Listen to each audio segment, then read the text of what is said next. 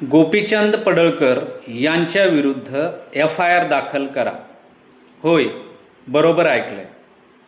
जय मल्हार, जय शिवराय, जय भीम, जय लहूजी आणि माझ्या सर्व समाज बांधव। अंजनगाव प्रकरणामध्ये हाके व सह आरोपी 60 जणांविरुद्ध गुन्हा दाखल झाला आणि त्यातलेच जे आरोपी होते ते बाळराज आवारे यांना सुद्धा गुन्हा दाखल झाला। परंतु या सर्व जे प्रक्षोभक किंवा माथे भडकवणारे जे वक्तव्य करणारे लोक होते आणि त्यातील मुख्य आरोपी म्हणायला हरकत नाही ते म्हणजे गोपीचंद पडळकर। बाळराजे आवारे यांच्यावरती सुद्धा गुन्हा दाखल व्हायला पाहिजे होता, तो पोलीस प्रशासनाने केला।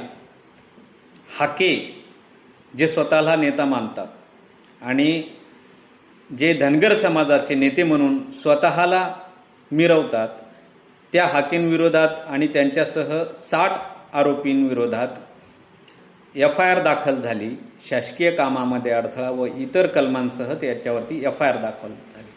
परंतु यामध्ये या सगळ्यांचा सूत्रधार असणारा जो गोपीचंद पडळकर आहे यांच्यावरती मात्र कुठलीही FIR आत्तापर्यंत दाखल झालेली नाही। मी तर म्हणतो यांना सह आरोपी नाही तर यांना मुख्य आरोपी करा। कारणही तसंच आहे। कारण असं आहे की यांनी मीडियासमोर म्हणलेलं होतं की तो पुतळा माझ्या हातात द्या, मी पुतळा स्थापन करतो आणि मग काही भडकाऊ सुद्धा वक्तव्य त्यांनी मीडियाच्या समोर केलेलं होतं, हे आपण सगळ्यांनी ऐकलं।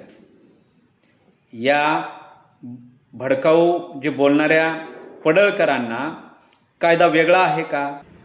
या केसमध्ये बाळराजे आवारेवरती गुन्हा दाखल झाला आणि ते व्हायलाही पाहिजे होता, मग तो कुठल्याही समाजाचा असो, धर्माचा असो। आरोपी हा आरोपीच असतो आणि आरोपीवरती कायद्याने गुन्हा दाखल व्हायला पाहिजे, कायदेशीर अटक झाली पाहिजे आणि कायदेशीर जी कलमं आहेत त्या कलमाअंतर्गत त्यांच्यावरती योग्य ती शिक्षा पण झाली पाहिजे। असंच आहे हाकेंना सुद्धा, कारण कायदा हा सर्वांसाठी सारखा आहे।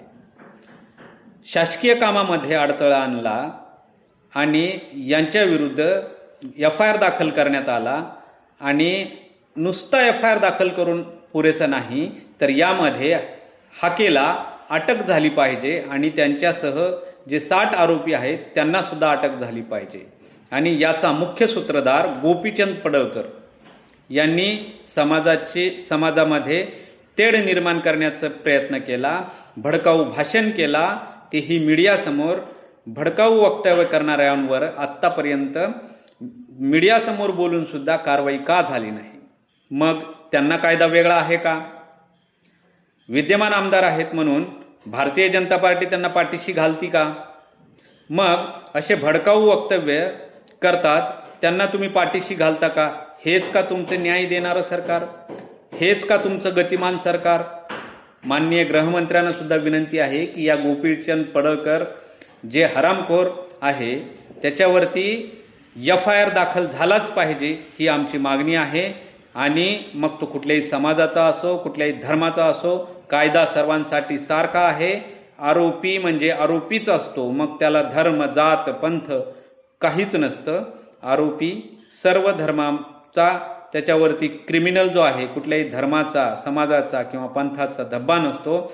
म्हणून या गोपीचंद पडळकरावरती कठोरात कठोर कलमाअंतर्गत कारवाई होऊन नुसती FIR दाखल करू नका तर त्याला अटक करा आणि हाकेंविरोधात जी FIR झालेली आहे त्यांना तात्काळ अटक करा।